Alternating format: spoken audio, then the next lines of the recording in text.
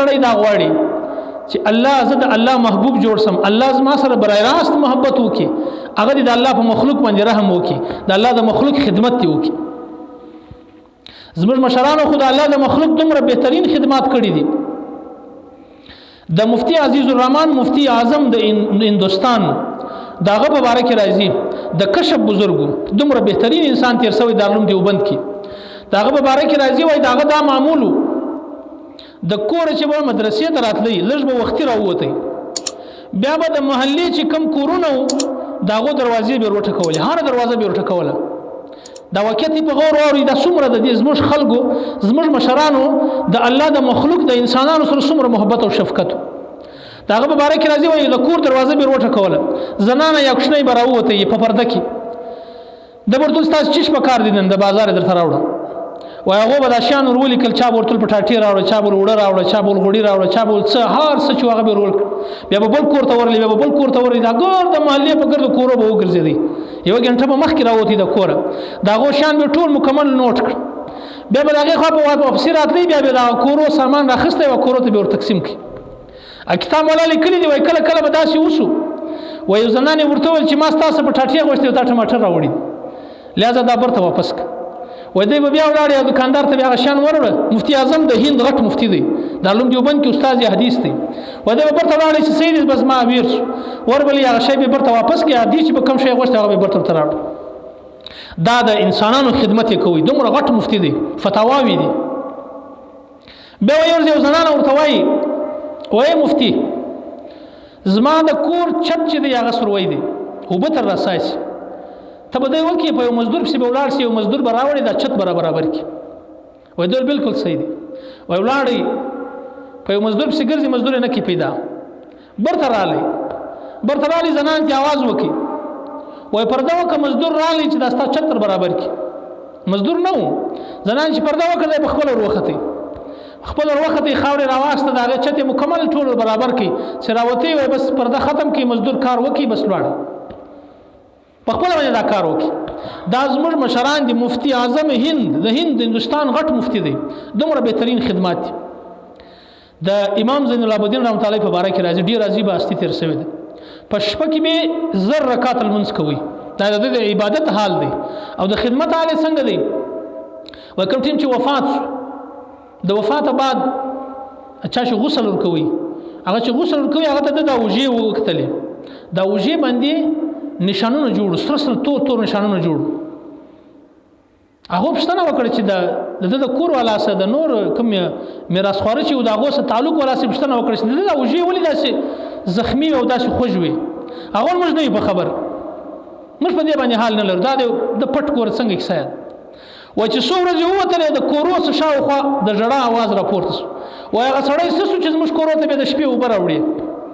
د باغه مشکیزه هغه ګوډی نه دي، دا به په وجه باندې راوړل د ټولو کورو اوبه به د پر کولې. وای خلکو وځړل چې سړی سسو چې زموږ اوبه به کورو ته راوړي، د خوشین کې ولاړی دا ګوډو په وجه د په وجو باندې نشانونه جوړ شيو.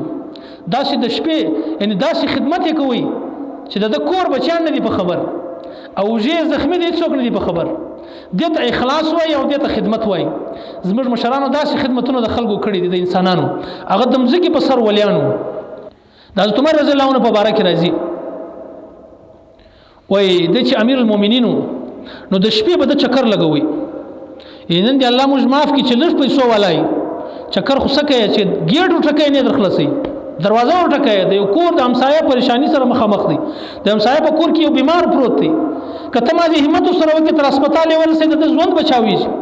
لیکن هغه دروازه نه ورخلاصي، ګور د شپې څوک دی ولې خپل خوب خراب کړ. او امیر المؤمنین دی په 22 لکه مربع باندې د کړه باندې د خلافت دی و د شپې به قاعده چکر لګوي. نو چې وی قتل په یو ځای کې یو سپینسر یو زنانه د دغه سره کښنی بچیان دي او په جړه دي ډېر سخت په کړهو باندې ډېر په جړه باندې دي و دوی ورل نږدې ورلې ازنان ته ولې دا ولې زاړي هغه ته خو وځي دي نن درې مده هیڅ هم نه دي خوړلې و په دا برتن کې په دا دې کې چشتي و دا مې ډبر یو وبو را چولې دي د دې له تسلی لپاره چې ته غوښ در په خوم درې ورځې کې موږ سم نه دي خوړلې. د امیر المؤمنین او د الله په نسبت باندې به والته د الله په دربار کې به زبر امیر المؤمنین تلته به د الله په دربار کې شکایت کوم عمر رضی الله عنه وژړل وای برته په منډه کور ته رالی خپل غلام اسلم رضی الله عنه دا ورسره روان کی ویاله زر کو د بیت المال څخه سامان راواخله خورما وازګي او نور کوم چې خوراک وړي او دا شان چې دا راواخستل وای دغه ګونی چې ډکه کړه دا په خپل وجه باندې غلام ته وایي ما په وجه کې شیر ده امیر المؤمنین دی د وخت امیر المؤمنین دی خلیفہ دی وای هغه د اسلام زو سم تی ولې وړي وای د قیامت پر ورځ به زما بوج ته په ذمہ باندې اخلي زما په وجه کې دا به زه وړم او دومره په منډه باندې هغه غلام وایي چې عمر رضی الله عنه ځان را ورسوي او په منډه بس هغه کمی خوراک چې بس هغه دیګ تور واچوي او په منډه ور بلکی ورته وای دا ور مرسو او غلام وای ما ورته قتل وای عمر رضی الله عنه په خپل باندې ور پوکی دا ور تازه کوي ته د سپینې شاسته جره وای دا دود را سره وځي د وخت امام دی د وخت خلیفہ دی وای هغه حلوای ورته تیار کړه اکم خوراک چې هغه تیار کړ هر خوراک شو بس بیا اوښنیانو ته ورکی شنانو چې خوراک وخوړی نو هغه ځاره خبر ده چې 3 ورځې یې نه دي خوړلې ته 3 ورځې بعد چې دومره بهترین خوراک ملاو شو وای هغه په خندا سو بازی شو کړې منډې کړې وای عمر رضی الله په ګډو ورته پرې وتی ورته قتلې وای ما ورته چې راځه پس کار وسو وای دا ته وای چې نه وی زړل وای چې ما دا کوښنیان په جړه باندې لیدلې دي دا کوښنیان ما په جړه ولیدل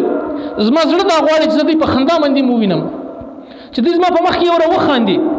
بیا به کور ته ځم بیا زنانه ته وویل هغه ورته د دې څه شو چې امیر المؤمنین ته جوړ کړی وي